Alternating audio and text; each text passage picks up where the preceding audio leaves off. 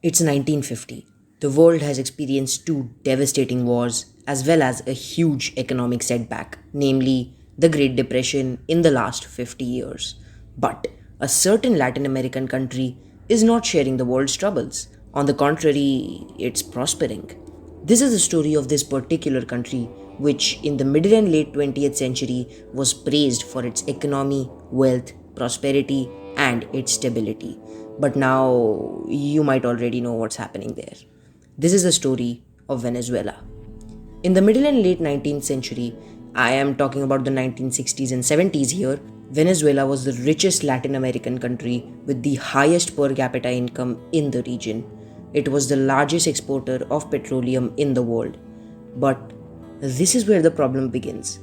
You see, Venezuela's economy was much too dependent on oil, so an impact on the petroleum industry could prove devastating for them. Unfortunately, that's what happened. In 1986, the price of crude oil crashed. It was decreasing from 1980. It had gone from $35 in 1980 to $27 in 1986. But what happened then was far more severe. It crashed from $27 to $10. This is known as the 1980s oil glut. It fell from $35 to $10 in 6 years. That's a 70% drop in oil price. This was enough to give a major blow to Venezuela's economy. The cause for this oil glut, when put simply, was just the serious surplus of crude oil paired with a much lower demand. Remember, when less people want something and a ton of people are supplying that thing, the suppliers have to lower the price so that the buyers buy the product from them. That is competition in markets. And when more people want something and only you are supplying that thing, you have the luxury to increase the price of your product, and people would still agree to buy them because only you are supplying the product.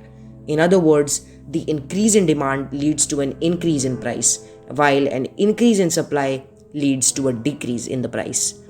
This is exactly what happened here, except it happened on a much larger scale. The demand for crude oil plummeted and the supply was exceedingly high. The plummeting of the demand was caused due to a variety of reasons, most notably the 1970s energy crisis. But that's a topic for another video. So, in the 1980s, the price of oil crashed due to less demand and more supply, which was devastating for the Venezuelan economy. This really didn't get any better. The price of oil didn't fall as dramatically as in 1986, but it wasn't going up either. Moving forward, in 1998, Hugo Chavez, the new president, spent a lot of government funds to combat poverty and inequality in Venezuela. This is usually a great thing to do, but using up government funds at this level amidst a heavy recession is neither sustainable nor favorable for the economy. At this point, the Venezuelan economy was in crisis. The 2008 global financial crisis was also detrimental to the now already struggling Venezuelan economy. In 2013, Nicolas Maduro succeeded Hugo Chavez as the new president of Venezuela. He came to power at a very difficult time in Venezuelan history, but his economic policies only made Venezuela's condition worse. Most notably, his solution to the Venezuelan economy crisis. His solution was, you guessed it, printing more money. This is not a good solution. Just think about this for a second. Printing more money would result in people getting more of the currency. As people get more currency, they would be able to afford more. Thus, the sellers will see an opportunity to hike up the prices of their products as more people can now afford them. So now the price of the same good is more than before. In other words, the value of the currency decreased. This happened way too much in Venezuela.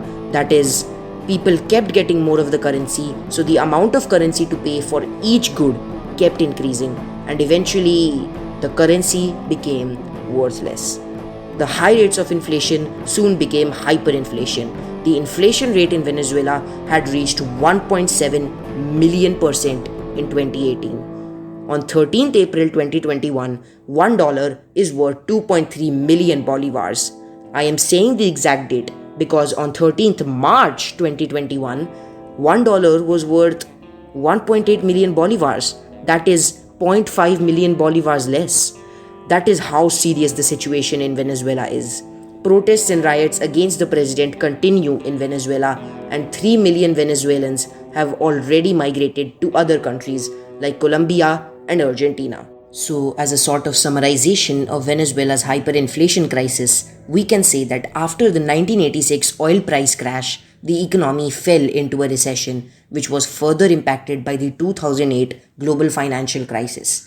After this, Nicolas Maduro printed more notes to combat the economic crisis, which actually made the problem even worse. Due to the excessive printing of notes, Venezuela is currently suffering from hyperinflation, protests, riots, and instability. The currency is essentially worthless today, and the value of the bolivar varies day to day, let alone year to year. So, what can we learn from this? Well, the first and quite obvious moral is that printing more notes to combat a financial crisis or a recession is not a wise solution. Also, excess government funding can cause long term damage to an economy.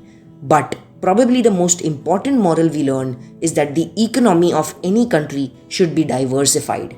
Venezuela's economy was much too dependent upon oil, so with the oil price crash, it suffered the most. Thus, the economy of any country must be dependent on many factors, not just one, so that if one industry is impacted, it does not cause too much damage to the economy of a country. So I hope you liked this video. If you did, then don't forget to smash the like button and please do subscribe as well. Thanks for watching.